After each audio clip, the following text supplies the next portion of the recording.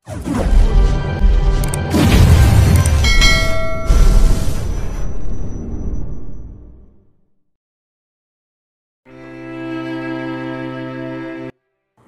Lina, POV. Yunika iha? Takot kong tanong habang walang tigil ang pagpatak ng luha sa aking mga mata. Sino pa bang taong labis mong pinagkakautangan? Seryoso niyang tanong sa akin.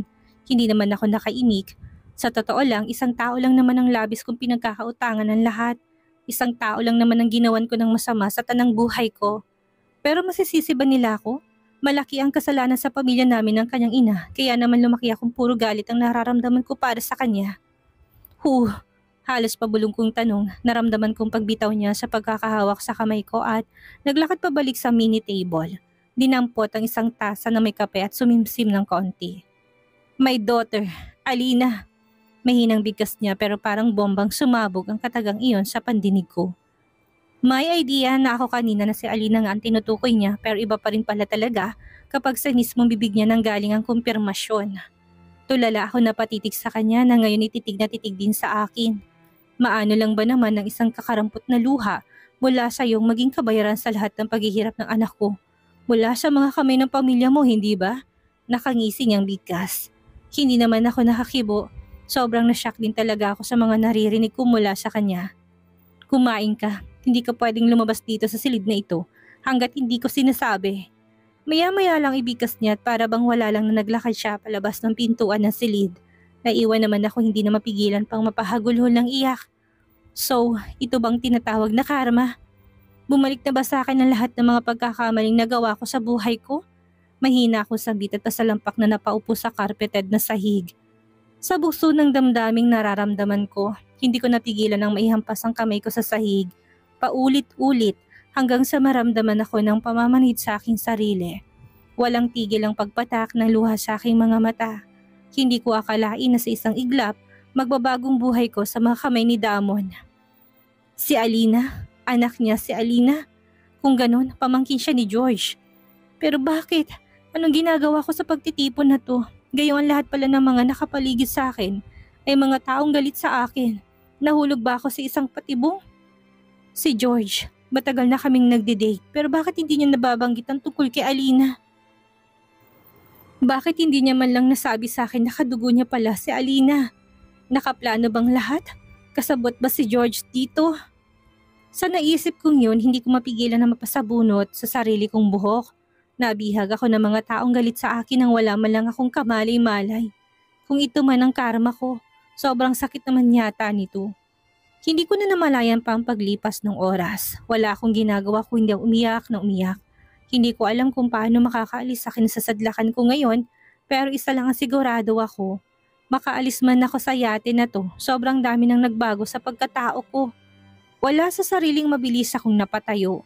Kahit naramdam ko pa rin ang pananakit ng aking katawan, partikular ng aking pagkababae. Dali-dali ako naglakad patungo sa pintuan ng silid. Lalabas ako, at kahit na nasa gitna kami ng laot, aalis ako't bahala na. Kung kinakailangan na tumalon ako ng dagat, gagawin ko matakasan lamang ang parusa mula sa mga kamay ni Damon. Yun nga lang sa pagpihit ko sa seradura ng naturang silid ay laking pagkadismaya ko nang mapansin kong nakalak iyon. Talagang balak ng Damon na yon na ikulong ako sa silid na ito para pagsamantalahan. Ang sama niya, sobrang sama niya. Hindi ko na naman mapigilan ang mapahagulhol ng iyak. Wala sa sariling inilibot kong tingin sa buong paligid at ganun na lang ang pagkadismaya ko. Nang mapansin kong maliban sa pintuan, wala nang iba pang madaanan palabas kundi yun lang. Paano na ako? Sinong tutulong sa akin? Sino pwede kong mahinga ng tulong sa kalagayan ko ngayon? Sa naisip kong iyon, dali-dali ako naglakad patungo sa mga gamit ko. Kinuha kong bag at kinalkal para hanapin ang aking cellphone.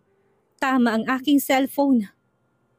Yun na lang ang natitira kong pag-asa para makahingi ako ng tulong. Yun na lang ang nag-iisang pag-asa ko para maalis mula sa galamay ni Damon. At biglang naglaho, hindi ko kasi mahanap ang phone ko.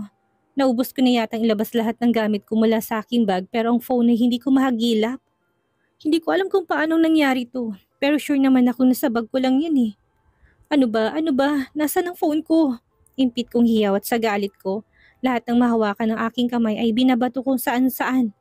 Hindi ko alam kung hanggang saan at kailan ko kayang harapin ang ganitong klaseng parusa. Pero isa lang ang sigurado ako. Mababaliw talaga ako kapag hindi ako makaalis sa lugar na to. Ako na rin ang napagod sa kakahanap ng aking phone para sana makahingi ng tulong. Ang nag-iisang pag-asa ko para sana makaligtas mula sa mga kamay ni Damon ay biglang naglaho. Tulala akong napaupo sa kama habang walang tigil ang pagpatak ng luha sa aking mga mata. Hindi ko alam kung sino pa bang magkakatiwalaan ko. Malinaw na sa akin ng lahat. Hindi ako binalikan ni George. So ibig lang sabihin nito alam niya kung ano nangyayari sa akin. Dumagdag pa talaga sa sakit ng kalooban kong isiping ang lalaking labis kong pinagkatiwalaan ang isa sa mga dahilan kaya ako nagdurusa ngayon. Nasa ganun akong sitwasyon nang biglang bumukas ang pintuan ng silid at muling niluwa si Damon. Walang gana ako napatitig sa gawin niya at kitang-kita kong pagsalubong ng kilay niya habang nakatitig siya sa mesa na may nakapatong na pagkain hindi ko pa nababawasan. Gusto mo bang magpakamatay? Seryosong tanong niya sa akin habang naglalakad siya palapit sa akin. Wala sa sariling napayakap ako sa aking sarili habang matalim ko siyang tinititigan. I hate you. I really hate you. Hindi kita mapapatawad sa ginawa mo tong sa akin. Mabuti pa napatayin mo na nga lang ako kaysa hintayin mo na makaalis ako dito. At ipapakulong kita. Galit kong sigaw sa kanya. Really? Yan palang plano mo? Sa sinabi mong yan sa akin, lalo mo kong binigyan ng rason para wag kang pakawalan. Nakangisi niyang sagot sa akin. Anong ibig mo sabihin? Nahintakutan kong tanong sa kanya. Simple. Hindi ka na makakawala pa sa mga galamay ko hanggat hindi ko sinasabi. Mula ngayon, hawak na kita at hindi ko hahayaang mawala ka sa akin. Nakangisi niyang sagot. Hayop ka! Hayop ka talaga! Galit kong sigaw sa kanya. Yes, hayop ako at aminado ako dun, sweetie. Don't worry. Sa pagdating ng mga araw, makikita mo pa kung gaano ako kahayop. Lalo na kapag patuloy kang nagmatigas at hindi sundin lahat ng nais ko. Malakas ang boses na bigkas niya. Ramdam ko sa boses niya ang galit, kaya naman lalo ako napahagulhol ng iyak. Kaya Alina ako nagkasala pero bakit ikaw nagpapahirap sa akin ngayon? Alam ba ni Alina ito? Ito bang nais niya para makaganti siya sa akin? Galit kong tanong sa kanya. Natigilan naman ito at malakas na natawa. Ano ba yung mga pinagsasabi mo? Of course not. Walang kinalaman dito ng anak ko. Ni hindi niya nga alam na kasama ka dito sa yati eh. Masyado na nag-e-enjoy sa buhay ang anak ko at nakalimutan niya ng tungkol sa paghihiganti na nais niyang gawin noong bago pa lang siya sa poder ko. Nakangisi niya sagot sa akin. Natigilan naman ako sabay iling. Yun naman pala eh. Nakalimutan niya na pero bakit kailangan mo tong gawin sa akin? Bakit kailangan mo kong pahirapan? Umiiyak kong bigkas. Mas gugustuhin ko pang mismong sa mga kamay ako ni Alina masaktan dahil deserve ko naman talaga yun. Huwag lang sa isang lalaki na sa hinagap hindi ko akalain nag-e-exist. Well, sabihin na lang natin na masyado kang maganda at ito lang ang paraan ko para mapasakin ka. Kaya ako to ginagawa. Nakaka-proud isipin ng anak ng dati kong karibal ay nasa mga kamay ko na. Nakangisi niyang bigkas. Mariin ako napapikit. Narinig ko na naman ang walang kwenta niyang dahilan at hindi ko mapigilan ang makaramdam ng galit. Hanggang ngayon, nabubuhay pa rin pala sa nakaraan ng taong ito. Kaya pati ako dinamay niya. Hindi ka kumain? Why? Gusto mong mag-hunger strike para ipakita sa akin na mas matapang ka? Muli niyang bigkas. Wala sa sariling napatitig ako sa mga pagkain sa mesa sabay iling. May dahilan pa ba para kumain? Sa kamatayan din naman ang hantong ko sa mga kamay mo. Bakit kailangan ko pang kumain? Galit kong sagot sa kanya. Kamatayan? Akala ko ba matalino ka? Sa ganda mong yan, naisip mo talaga na papatayin kita ng ganun-ganun na lang? Selena, nag-uumpisa pa lang ako mag-enjoy sa katawan mo at hindi ka mamamatay habang nasa poder kita. Nakangisi niyang sagot sa akin. Hindi naman ako makapaniwala na napatitig sa kanya. Tamang narinig mo, mananatili ka sa poder ko hanggat hindi ako nagsasawa sa katawan mo. Nakangiti niyang sambit. Nalilisik ang mga matang nakatitig ako sa kanya at hindi ko na mapigilan ang sarili ko. Mabilis akong bumaba ng kama at sinugod siya. Hayop ka! Hayop ka talaga! Hindi ako papayag na maulit ang ginawa mong kahalayan sa akin. Hindi ako papayag na muli mo kong babubuyin. Galit kong sigaw sa kanya kasabay ng paghampas ko sa dibdib niya. Gamit ang dalawa kong kamay. Umaasa ako na sa pamamagitan nito, naibsan man lang ang sama ng loob na nararamdaman ko. Bahala ka kung ano ang iisipin mo, Selena. Basta yun ang desisyon ko. At kahit ang mga magulang mo, hindi nila ako mapipigilan. Galit na sigaw niya pabalik sa akin. Hinawakan ako sa magkabilaan kong kamay at kinaladkad patungo sa mini table kung saan nakapatong ang mga pagkain. Hinila niya ang upuan at pilit akong pinaupo. Now, kapag sinabi kong kumain ka, sundin mo ko kung ayaw mong malintikan ka sa akin. Galit na sigaw niya sabay sandok ng pagkain at akmang susubuan niya ako pero mabilis kong tinabig ang kamay niya. Nabitawan niyang kutsara kaya naman kaagad na kumalat ang laman noon sa sahig. Hindi ako kakain. Mas maigi pang mamatay ako kaysa naman patuloy akong maghihirap sa mga kamay mo. Galit ko sigaw sa kanya at akmang tatayo. Pero mabilis niya akong nahawakan sa magkabilaan kong balikat. Ayaw mo kumain? Matigas ang ulo mo? Okay, fine. Huwag mo kong sisisihin sa mga bagay na magagawa ko sa iyo ngayon. Galit niyang bigkas kasabay ng paglandas ng mga kamay niya patungo sa aking leeg. Hinawakan niyang kwelyo ng roba ng suot ko, tinila pababa na siyang dahilan kaya na-expose ang balikat ko sa paningin niya. Ano ginagawa mo? No, please, ayaw ko. Maawa ka sa akin, wag! Naintakutan kong bigkas. Gusto kong lumayo sa kanya kaya lang mahigpit siyang nakahawak sa akin. Ayaw mo kumain, hindi ba? Pwes, ako na lang ang kakain sa'yo. Susulitin ko na may lakas ka pa para mapaligaya mo ako. Ramdam kong galit sa boses na bigkas niya na nagpanginig ng aking laman. No, hindi, ayoko. Please, maawa ka sa akin. Tama na. Tama na, please. Mabilis ako mapakiusapan, kaya sana ganun ka din. Now eat. Kung kakain ka ngayon, asahan mong wala akong gagawin against your will. Galit niyang bigkas sabay bitaw sa akin. Naglakad siya patungo sa kama at naupo habang hindi niya inaalis ang pagkakatitig sa akin. Gamit ang nanginginig kong kamay, dinampot ko pang isa sa mga kutsara at naglagay ng pagkain sa aking pinggan. Sa totoo lang, wala akong ganong kumain, pero kailangan ko siyang sundin kaysa naman gawan niya ulit ako ng kahalayan. Ganyan nga, kakain ka rin naman pala eh, ang dami mo pang arte. Narinig ko sambit niya. Hindi na ako umimik pa, tinuon kong atensyon ko sa mga pagkain na sa harapan ko habang patuloy sa pagpatak ang luha sa aking mga mata. Sa tanang buhay ko, ngayon ko lang naranasan ng ganitong klaseng kalapastanganan. Ni sa hinagap, hindi ko akalaing magiging bihag ako ni isang lalaking halang yatang kaluluwa. Nanahimik na rin naman si Damon habang kumakain ako. Iniwasan ko na rin na mapatingin sa gawin niya. Alam ko kasing pinapanood niya ang bawat galaw ko which is nagbibigay sa akin ng matinding kirot. Wala akong ganong kumain pero kailangan ko ding malagyan ng laman ng aking tiyan. Kailangan ko nga sigurong magpakatatag para may panlaban ako sa mga posibleng mangyari sa akin. Tapos ka na? Narinig kong sambit niya na mapansing marahil niya na tumigil na ako sa pagkain. Sa totoo lang kahit papaano nabusog din naman ako. Masasarap din naman ang mga pagkain na kahain sa mesa kahit na malamig na. Pwede na ba akong lumabas? Gusto ko makalanghap ng sariwang hangin. Nakikiusap kong bigkas. Napansin ko na tigilan to sabay iling. Lalanghap ka ng sariwang hangin? Why not? Hindi naman ako ganun kasama na pati hangin ipagdadamot ko sa'yo.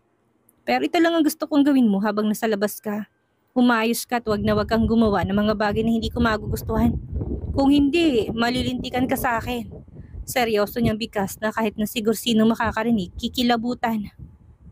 Oo, hindi ako gagawa ng mga bagay na hindi mo magugustuhan. Naluluha akong bigkas. Ewan ko ba, siguro dahil sa matinding takot at pagkadismayang nararamdaman ko ngayon. Pati luha ko napakababaw na. Ang bilis ko ring umiyak. Magbihis ka ng matinong damit. Lalabas lang ako saglit pero babalikan na kita kaagad. Bigkas niya't mabilis na naglakad patungo sa pintuan. Sinigurado ko na munang naisara niya ng maayos ang pintuan ng silid bago ako naglakad patungo sa aking maleta at naghanap ng pinakakomportabling damit. Mabuti na lang talaga at nakapagbitbit ako ng pajama at blouse, kaya naman yun na lang ang napili kong suotin. Masakit pa rin ang katawan ko dahil sa mga nangyari, pero kailangan ko magpakatatag. Lalabas ako hindi para lumanghap ng hangin, kung hindi ang gumawa ng paraan para matakasan si Damon. Pagkabihis ko, basta ko nalang itinaling mahaba kong buhok. Hindi na rin ako nag-abala pang maglagay ng kahit na anong kolorete sa aking mukha. Wala rin namang kwenta eh. Wala nang halagang lahat. Naghintay lang ako ng ilang minuto pagkatapos ko makapagbihis na muling pumasok si Damon. Tinitigan niya na muna ako sabay tango.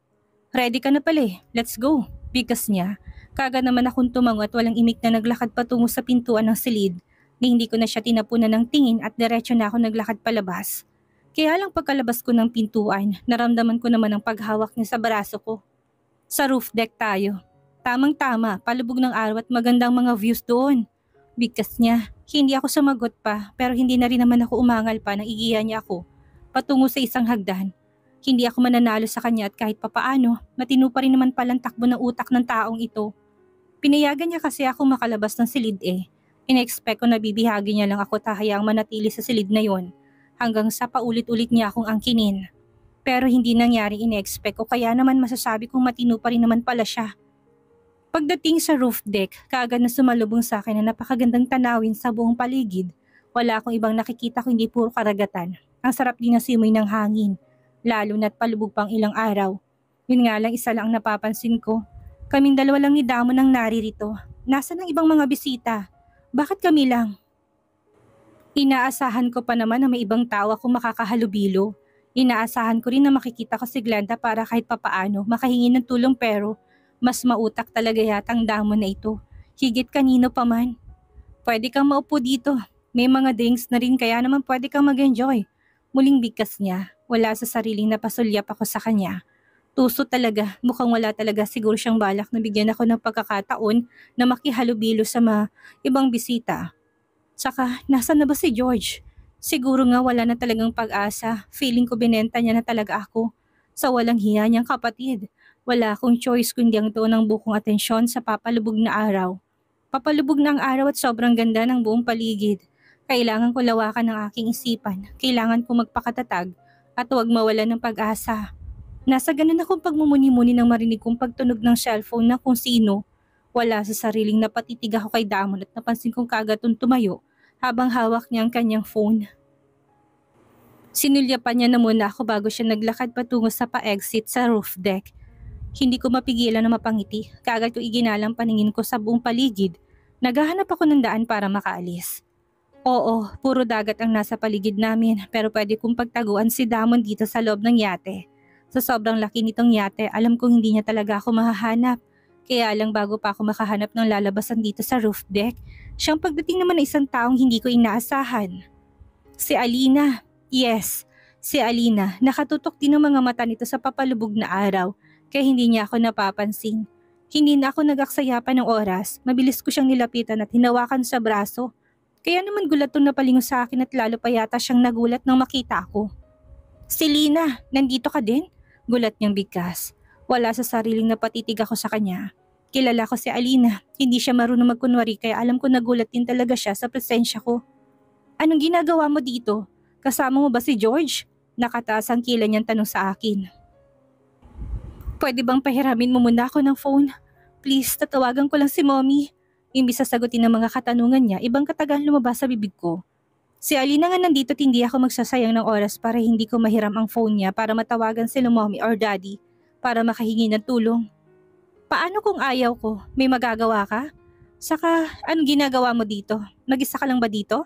Nasaan si George? Nagtataka niyang tanong sa akin. Masaya ka na ba? Siguro naman quits na tayo, hindi ba? Wala na, sirang-sira na ako. Naiyak kong bigkas sa kanya.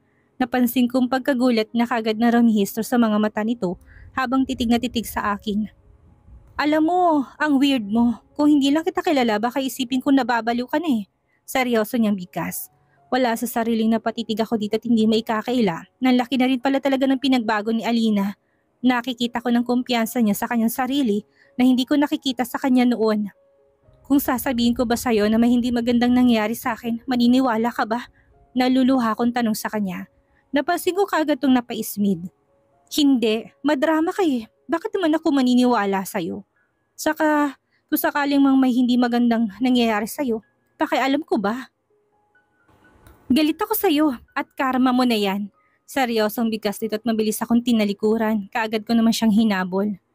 Alina, please, tulungan mo naman ako. Ang daddy mo, please, tulungan mo ko Hindi ko na natuloy pang sasabihin ko nang biglang dumating si Damon. Napansin kong nakangiti itong nilipitan ni Alina at niyakap. Dad, anong ginagawa mo dito sa roof deck? Narinig ko sabit niya. Narinig ko pa nga ang mahinang pagtawa ni Damon bago ako sinulyapan. Ikaw, anong ginagawa mo dito? Hinahanap ka na ng mga titos mo. Puntahan mo na sila. Nakangiting sagot ni Damon habang hindi inaalis ang pagkakatitig sa akin. May pagbabanta sa kanyang mga mata, kaya naman, hindi ko mapigilan ang makaramdam ng matinding takot. Ano ang gagawin ni Selena para matakasan ang hagupit ni Damon? Magawa pa kaya niya makahingi ng tulong sa kanyang pamilya, ngayong bantay sarado siya ni Damon? Yan ang ating aalamin sa susunod nating kabanata.